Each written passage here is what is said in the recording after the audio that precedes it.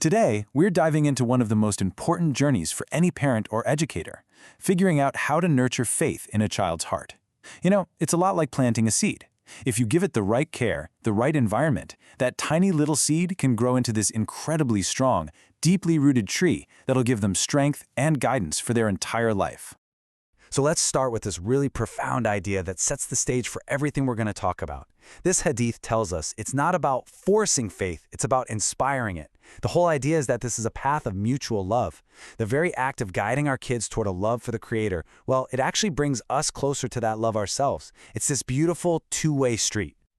So, to make sense of this big topic, we've broken our journey down into 5 key parts. First, we're going to look at the true source of all this love. Then, we'll get into the incredible power of being an example. After that, we'll dive into some really sensitive, age-appropriate ways to do this. Next up, we'll talk about how to consciously shape a child's environment. And finally, we'll reflect on the beautiful, lasting legacy that this work creates. Okay, let's jump into Section 1, the true source of love. If we want to teach a child about divine love, it really helps to first ask ourselves a question. Where does that intense, powerful love we feel for them even come from? It's more than just biology, right? It feels like something so much deeper. Well, one of the core ideas here is the concept of imanat. It translates to sacred trust. And this perspective, it teaches us that our children aren't really our possessions. They're these incredible, unique souls that have been entrusted to our care. Just thinking about it that way completely reframes parenting, doesn't it? It shifts from a feeling of ownership to this deep, profound sense of responsibility. And this next idea, wow, it really redefines what that parental love is all about. That incredible, sometimes overwhelming love we feel for our child. It's described as a divine gift, almost like an advance payment from the Creator. It's the fuel we're given for this really tough but beautiful job of raising this sacred trust. And it helps us remember that our love for the child, which is the gift, should ultimately lead us back to love for the giver. Okay, moving on to Section 2, the power of being an example. So we've talked about the why, that we're caretakers of this sacred trust. But what about the how? What's the most effective way to teach? Well, it turns out it's not about what we say, it's about something way more powerful. The key idea is captured in this amazing term, lisana hal, which basically means the language of your state of being. Kids are just incredible observers, aren't they? They learn so much more from who we are than from what we say. Our sincerity, our actions, our character, that's the real lesson they're soaking up every single day. This chart makes it so clear. On one side, you have the language of words, telling a child to be truthful or to pray. But on the other side, you have the language of being, actually being truthful, praying with genuine focus where they can see you, reading scripture with real emotion. It's the difference between instruction and transmission. Our example is the most powerful sermon they will ever witness. All right, Section 3, a sensitive upbringing. So we've covered the why and the how when it comes to our own example. But now, let's get really practical. How do we introduce these massive ideas to a tiny mind? The absolute key is to be gentle and age-appropriate.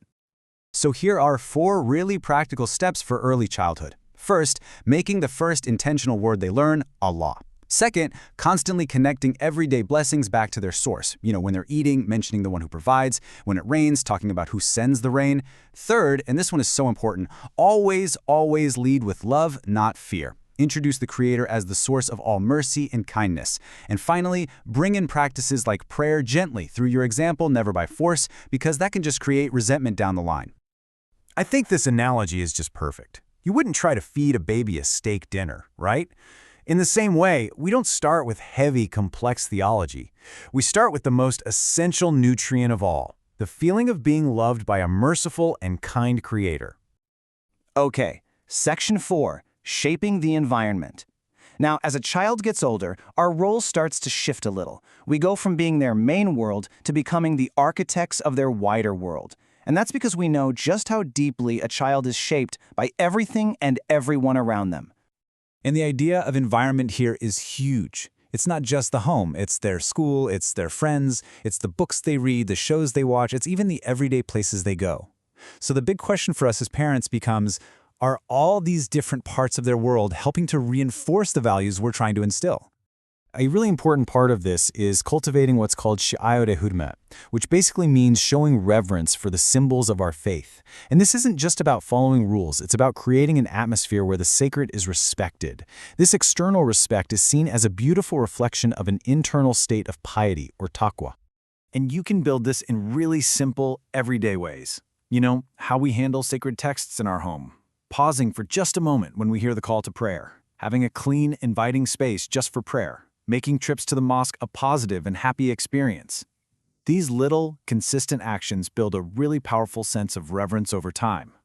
And that brings us to our final section, the lasting legacy. After all of this, understanding love's source, setting an example, teaching with care, and shaping the environment, what's the ultimate goal? What's the real legacy we're trying to leave behind?